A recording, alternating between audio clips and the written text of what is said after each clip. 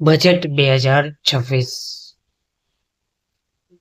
Budget 2026 રજૂ થાય તે પહેલા જ રાજ્ય સરકાર દ્વારા એક ઐતિહાસિક નિર્ણય લેવામાં આવી રહ્યો છે.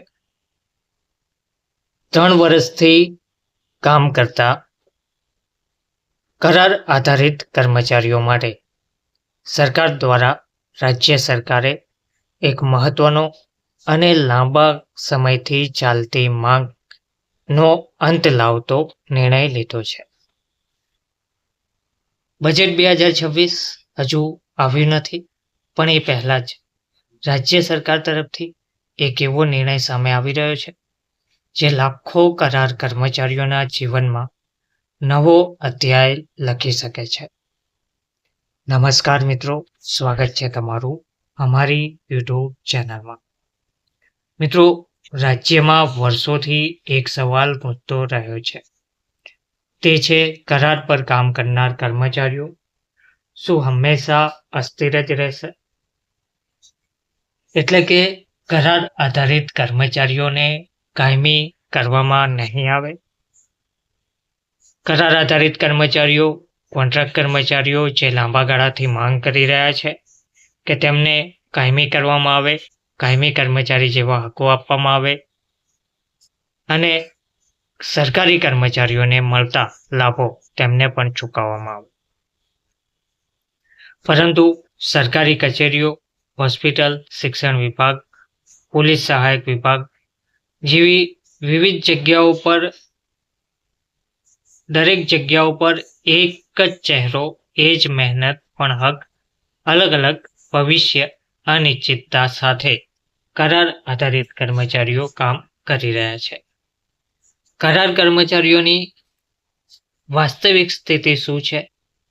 તો કરાર કર્મચારી એટલે એક એવો માણસ જે સરકારી કામ તો કરે છે પણ સરકારી સુરક્ષા વગર.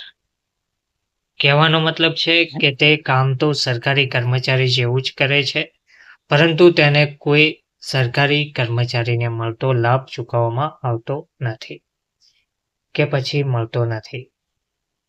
કરાર કર્મચારીની નોકરી અનિશ્ચિત છે, તેમને ગમે ત્યારે છૂટા પણ કરી દેવામાં આવે છે. તો તેમની વર્ષોની જે માંગ છે કે તેમને કાયમી કરવામાં આવે, તેને લઈને સરકાર દ્વારા આજે એક મહત્વનો નિર્ણય લીધો છે. કરાર કર્મચારીઓને ના તો સરકારી સુરક્ષા મળે છે, કે ના તો પેન્શન મળે છે, કે ના તો નોકરીની ખાતરી હોય છે, કે ના તો સમયસર તેમના વેતનમાં વધારો થાય છે. વર્ષો સુધી એક જ ફાઇલ, એક જ ટેબલ, 15 વર્ષે એક જ દર. કોન્ટ્રાક્ટ રિન્યૂ થશે કે નહીં? કરાર રિન્યૂ થશે કે નહીં?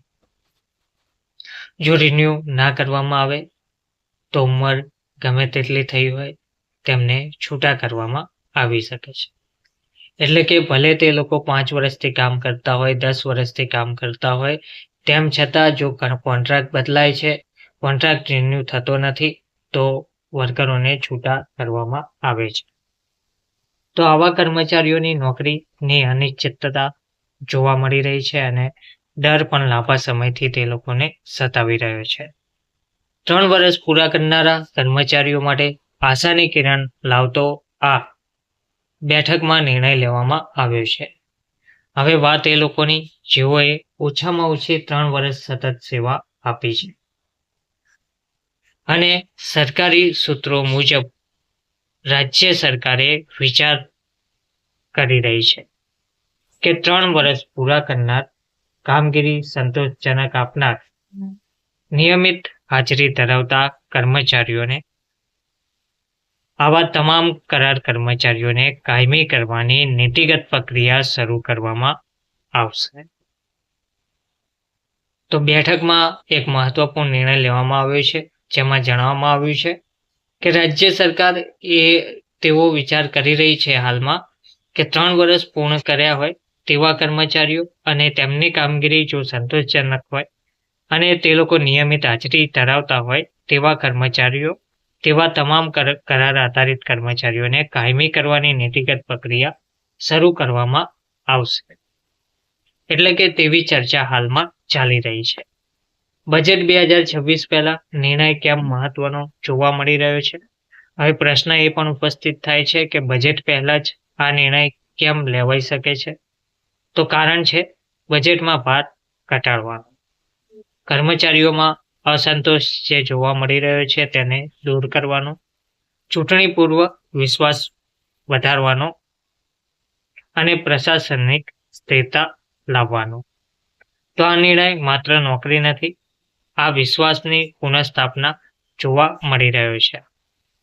એટલે કે આ નિર્ણય જો લેવામાં આવે તો બજેટમાં ભાર ઘટશે, કર્મચારીઓમાં અસંતોષ જે હાલમાં જોવા મળી રહ્યો છે તે દૂર થશે અને ચૂંટણી પૂર્વે કર્મચારીઓમાં વિશ્વાસ પણ સરકાર પ્રત્યે વધશે, પ્રશાસનિક સ્થિરતા પણ આવશે. તો આ નિર્ણયથી લાખો કરાર આધારિત કર્મચારીઓને ફાયદો જોવા મળશે.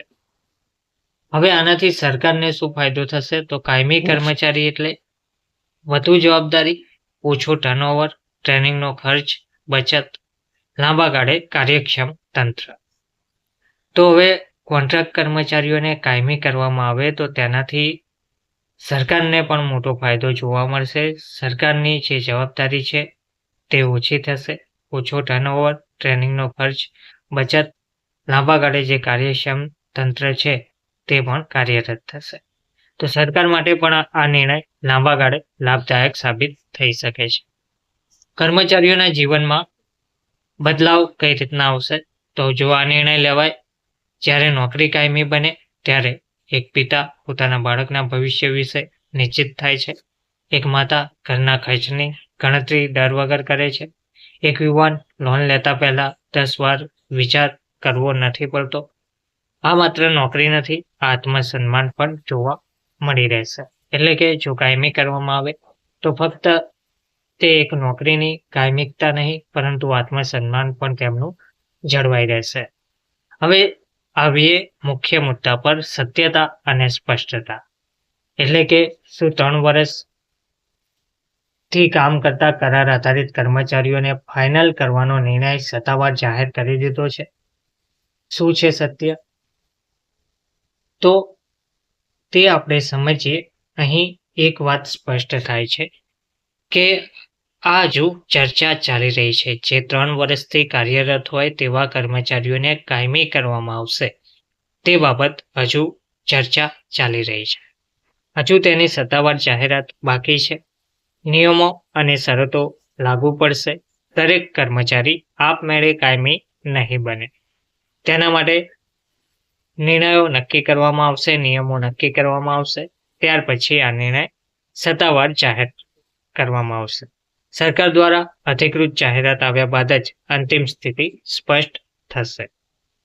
પણ એક વાત ચોક્કસપણે કહીશ કે જો આ નિર્ણય અમલમાં આવશે તો આ રાજ્યના ઇતિહાસમાં કરાર કર્મચારીઓ માટે સૌથી મોટો વળાંક સાબિત થઈ શકે છે. તો મિત્રો, તમને શું લાગે છે? આ નિર્ણય સાચે જ અમલમાં આવશે? 3 વર્ષનો નિયમ યોગ્ય છે? કોમેન્ટમાં તમારો અભિપ્રાય લખજો અને વિડીયોને જેમ બને તેમ શેર કરજો, તેથી સાચી માહિતી દરેક સુધી પહોંચી શકે. અને આવા જ વિડીયો જોવા માટે અમારી ચેનલને સબસ્ક્રાઇબ જરૂરથી કરજો. ધન્યવાદ.